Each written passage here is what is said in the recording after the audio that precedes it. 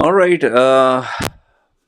This is going to be a rather strange video for Indians who subscribe to my channel or watch my videos. And I can tell you right off the bat that,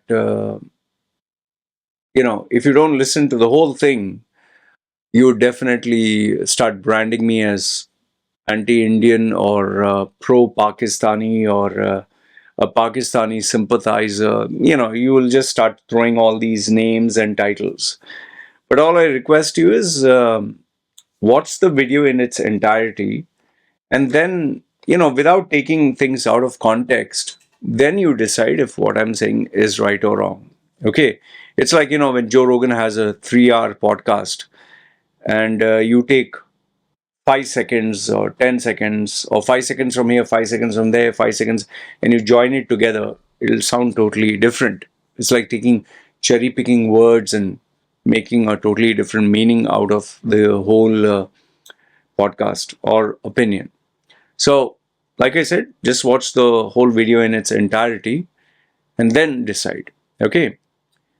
So, um, first things first, I'm an Indian passport holder. I care about India, okay, whether you believe it or not. Yes, I do criticize bad things that our Indians do, like if it's corruption, if it's a crime, if it's a rape, whether it's a female putting a fake case against an Indian man or an Indian man misbehaving with a woman, okay, it's wrong. And then you have, these videos that I put where Indians misbehave or show lack of civic sense, I criticize those. Okay. Yes, it proves to get a little bit of traction, extra engagement. There are two sides who keep, one side says, no, it's okay. Other side says, this is not okay. So if you notice, my content is predominantly about India. Okay. Um, The only reason I may put something about Pakistan is if, in case there is, say, some injustice. Like, for instance, when there was a Sri Lankan production factory manager who some idiots just said that he insulted the Prophet without evidence. These Pakistani Muslims, hardliners, they ganged up against him and they actually killed him. They killed him and they dragged his body shouting Allah Akbar and all that. And I spoke against this incident and I said, shame, shame. Or if in case, let's say, this actually happened, a Pakistani YouTuber or vlogger, he, he had a very modern outlook. And some guys just said that he insulted the Quran or he insulted Prophet Muhammad without evidence. Once again, they jumped on him and they killed him. They beat him to death. And yes, we have seen many incidents take place where this man, he actually shot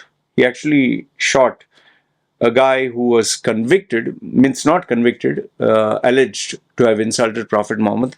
He took a gun in the court and he shot the man in plain sight of everyone. And instead of people, you know, uh, apprehending the man and, you know, like you just killed someone, they were actually championing him and said, Allah Akbar, yes, he has done something great. He has saved our respect of Muslims. So I'm not. The point I'm trying to make here is the only news that I do share from Pakistan is when something extreme like this takes place. Okay, if let's say Pakistan achieves something great or greatness or a cricketer or football, uh, you know, it doesn't help me. It doesn't help my Indian audience.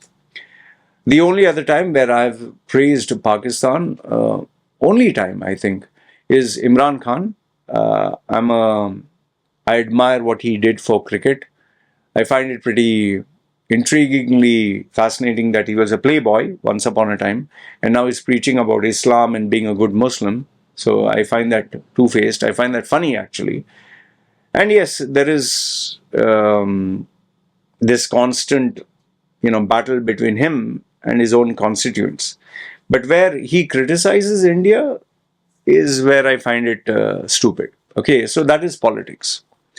But now, what uh, is this video about? This video is about the hatred that the media channels are now creating, or capitalizing on, to create hatred between Indians and Pakistanis who are not at all involved in this war. Yes, India as a country, Pakistan as a country, both have to sort out their differences.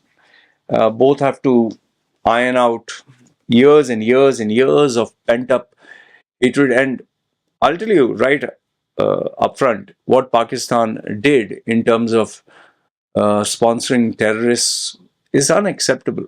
Okay, it's totally unacceptable. I don't know whether it's a religion or whether it's Islam or whether it is, they're just jealous or envious. I don't know what it is. Okay, we can maybe say it's all of this. Okay, so as long as, if in case Pakistan was minding its own business, the politicians and the terrorists, they were minding their own business, I don't think India would be bothered. It's like Shashi Tharoor, the member of parliament, and the guy with that sophisticated accent. What he said is, if Pakistan does its own thing and, you know, minds its own business, we don't care. Okay. But now when you get into India and you harm India, and especially uh, innocent people, especially those, those people who are Indian tourists, family people, they didn't have anything got to do against Pakistan. And these Islamic terrorists, what they did is they pulled down the shots. They wanted to see if the person circumcised, as per the Islamic tradition, and they identified, okay, you're not a Muslim. They took the gun and they killed him, and it's really sad. I'm being very honest. The way this religion is being interpreted is horrible, horrific. Okay, so I'm totally against it. I just want you to know I'm totally against it. But now what is happening is, if you actually see these videos that are showing in the UK, one second, let me just put this on mute. If you see these videos, you're seeing Indians versus, the Indians who are there in UK, the Indians, okay? They are shouting and screaming against the Pakistanis who are there in the UK. You can see this. See, the Indians are screaming and shouting against the Pakistanis who are in the UK. And they're shouting, okay, I'm Hindu. And now it's so funny that, our Indians who are in the UK, I mean, you have to pick up the UK citizenship and be, I presume, you have to be British. But then I guess they are also proud of the Indian roots. Maybe you can see most of them are old. Most of them are like 60, 50, 60, all of them, white mustache, white hair. So they must be old. Okay. So now, yeah, I do understand the passion that they have for their country, and there's nothing wrong. But now you have the Indians who are gone there, and now you have the Pakistanis who are gone there. And instead of, you know, blending into the culture of UK, yes, they do carry the roots and they're very proud of their country. But now it's creating that hate between two groups, Indians and Pakistanis, Muslims and Hindus, who have, honestly speaking, nothing got to do with the two countries hating each other, the politics. Okay. And, it's like two human beings who had nothing to hate each other for. They just didn't have anything to hate each other. But now they hate each other. Why? Because they have identified, oh, you're Pakistani, oh, you're Indian, oh, you're Muslim, oh, you're Hindu. So you see how the whole thing has spilled over because of these. Just imagine these Islamic terrorists, they harmed innocent people, and now their hate, their poison is now, you know, just moving into uh, this the safe space. And you know, forgive my ignorance. I don't know what these protests do accomplish. I really don't know. Other than a screaming, shouting match, like you can see this guy taking the mic and he's like, ha ha ha, to Indians, and Indians are saying, we're going to destroy you. It's terrible. It's just hate, hate between both the sides. Okay, there are these theories that there was, which I don't agree on, which I don't agree that they're saying that they um, they are propagating this during elections, which is total rubbish. But there is the question why there were less security. That is a very legit question. Why there was less security there? Maybe they are understaffed. I don't know. I'm being honest with you. The second part is uh, this really sad narrative that some of the politicians are giving. Oh, they focused on religion. Remember, not caste.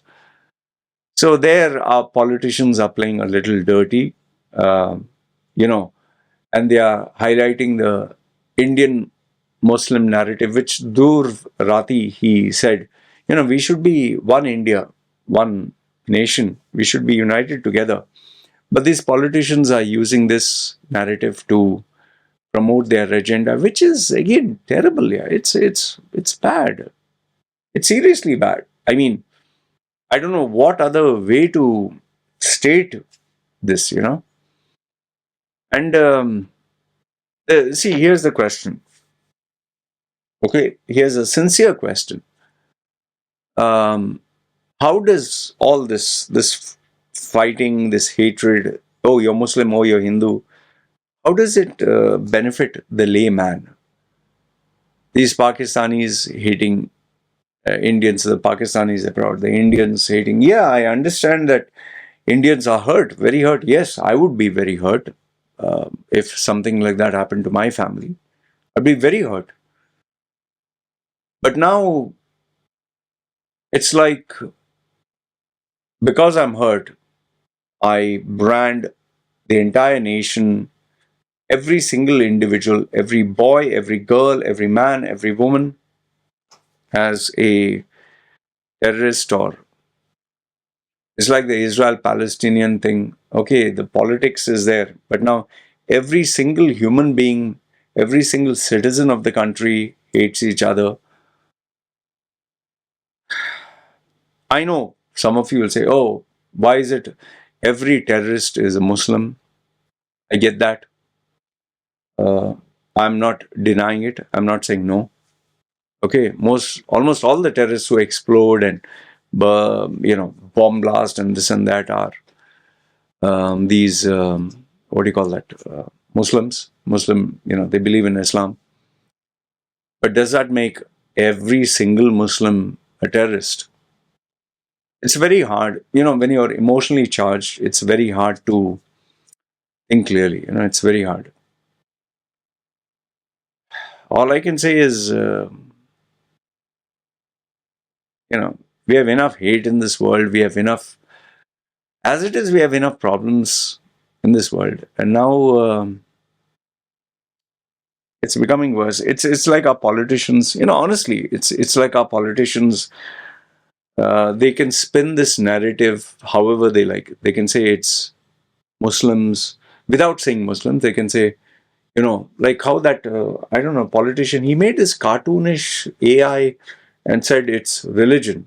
They identified you as religion. So what he's trying to imply is it's Muslims against Hindus. Like Dur Rati said, they're trying to make Hindus hate Muslims. Um, in a way, I wouldn't blame them because, when a terrorist quotes from his holy book and says, "This religion made me, this is my religion." So it's very hard to think clearly. And when you have a majority population that doesn't use its common sense or doesn't use its head but uses emotions, and they are uneducated, they are unemployed, they just have nothing else to do. What else do you do other than this? So very sad. I honestly, you know, it's just that I've lived with Indians, I've lived with Pakistanis, Sri Lankans, Filipinos in Dubai, and the normal population, they're just nice people. It's just that now, because of this incident that happened, because of few terrorists, that's it. And now you have markers and identifiers. See, look at it, the actions and how they're like Indians raising, okay, I'm Hindu, putting that the identifiable mark that I'm Hindu. And Pakistanis, obviously, they will put, their religious symbols.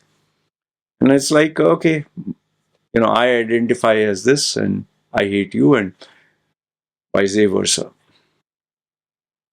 It's sad. All I can tell you is sad what is happening.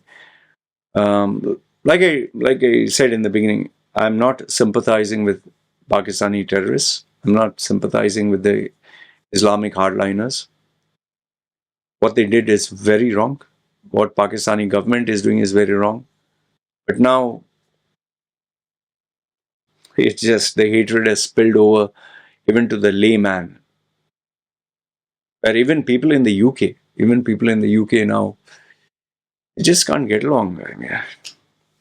I know it'll be really odd to see an Indian and Pakistani hold hands or come together and say, we believe in peace. And I don't see that. That is definitely, I mean, even though I'm not very active in politics, I can feel the pain. I can feel the discomfort. Um, anyway, this is what I wanted to share with you. It's sad. I just hope that these terrorists they don't deserve to live. And death is a very easy sentence. They should be jailed for years and years in an Indian prison. And what the Pakistanis are doing is wrong. What the Pakistani politicians are doing, blood will flow. And this, come on, man. And yeah, it's not your blood. You're not killing. You're sending your soldiers, young men and women. And yes, very sadly, some of our politicians are using this narrative to further hate. It shouldn't be the case. India should be united. Which, I don't see it happening. Anyway, this is just me speaking from the heart. Let me know your thoughts in the comments below. Love to hear what you have to say. All right? Goodbye, ugly.